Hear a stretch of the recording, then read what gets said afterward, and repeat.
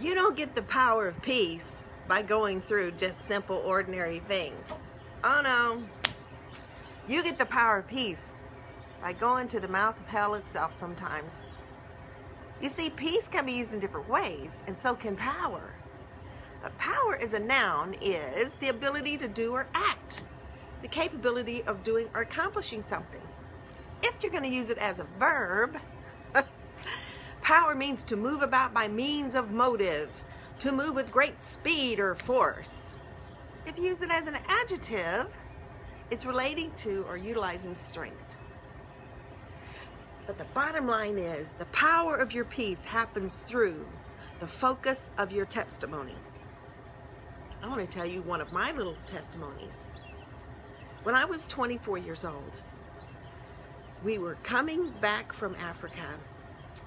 I went to see the doctor because I had a lot of pain under my arm. And the doctor looked at me with great concern and said, there's a mass here, and as soon as you get back to the USA, you need to contact somebody. And let me give you a word of advice. By the time you're 40, you should have a double mastectomy. I was shocked. Not just shocked, I was scared. Now here I am, a young missionary wife. We go back to the USA. I've got a little girl, and this burden is hanging over my head. I have a mass. Something is wrong. He wants me to have mastectomies. Oh my God, what is going to happen to me?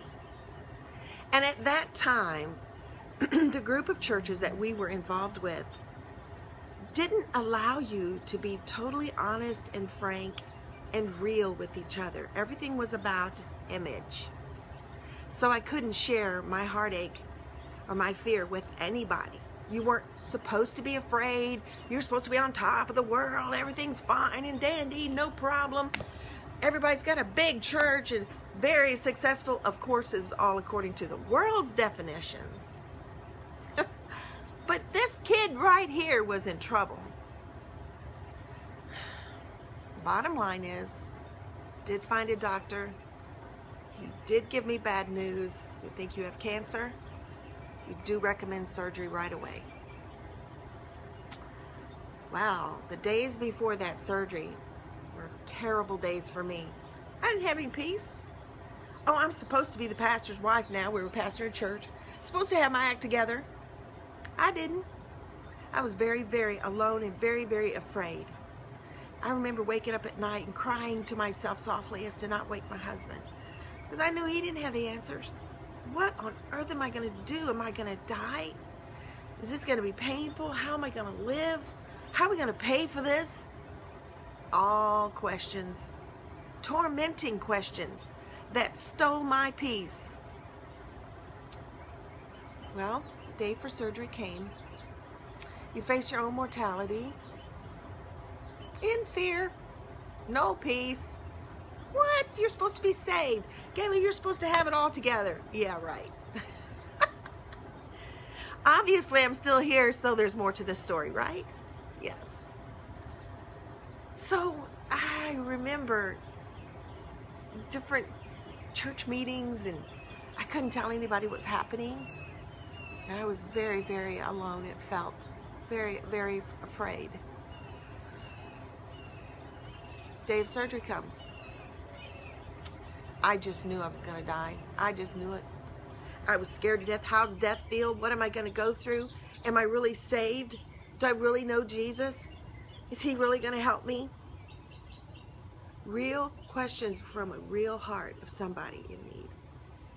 Maybe that's you today. So I remember they took a black magic marker out and they marked up my body and showed it to me. Okay, this is where we're going to do this.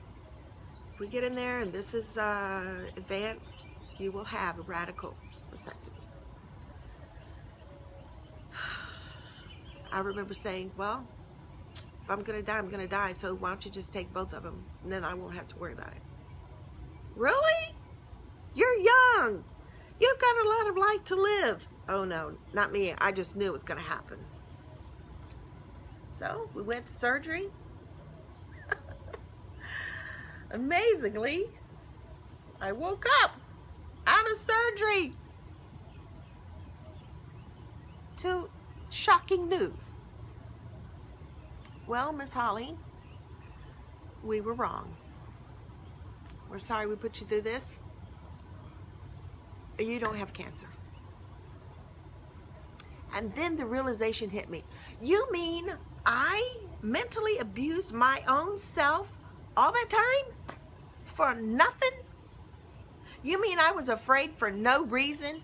You mean I allowed the enemy, the devil, to talk to me and put such fear and such a stress in me, and it was for nothing? Right then and there, I made a decision. The first lesson that the first test of cancer taught me: I need not be afraid. My life is not my own. It belongs to Him. The power of peace I have discovered in all three forms: a noun, a verb, and an adjective. All of it in my personal life. Isaiah 38:17 says, "Behold, it was for my peace that I had intense bitterness. But you have loved back my life from the pit of corruption and nothingness. For you have cast all my sins behind your back." I had to repent to God because I hadn't trusted Him. I had to tell Him I was sorry because I listened to human reasoning and human fears and my own weakness. He really had it all under control. That's the first great lesson I learned from cancer. Fear not, peace has a power, but only if you let God stay in charge. Peace.